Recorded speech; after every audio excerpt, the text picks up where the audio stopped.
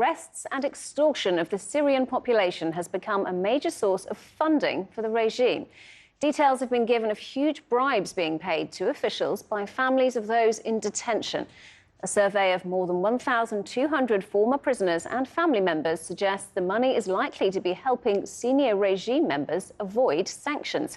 The report highlights what it calls an industry of detention, where millions of dollars are ending up in the pockets of corrupt officials and warlords. Humanitarian groups believe tens of thousands of people have been tortured or killed in Syrian jails since the Arab Spring began.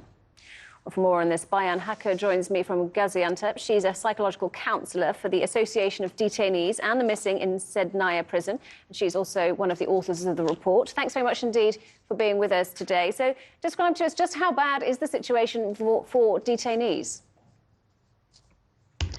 So how bad for them and for the family? As you see in the reports, it's become like industry for their family, for the regime. They are financial themselves again from the misery of the people that they are detaining since 2012. Almost 80% of the detainees are in Sednaya prison. The number of the money that the Syrian regime almost reached 900,000 USD as a resource from this industry. And just how widespread is this kind of corruption, do you think?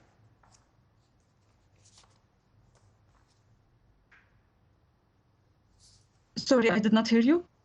I wondered if you could describe to us how widespread the level of corruption is. So it can reach to different level and different officers from the Syrian regime, lawyer to the judge, and to even people who have influence on the Syrian government. So it's actually widespread according to the number that we have, to the number that to the number of people that we met. It's almost cover or area of Syria, let's say, but mainly the number of detainees who was affected, and we met mainly were from Damascus and Idlib. So it's almost like an organized network that they are financing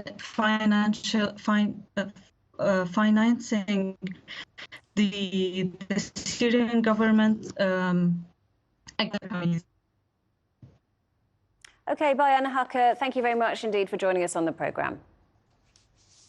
Iran says it has started enriching uranium up to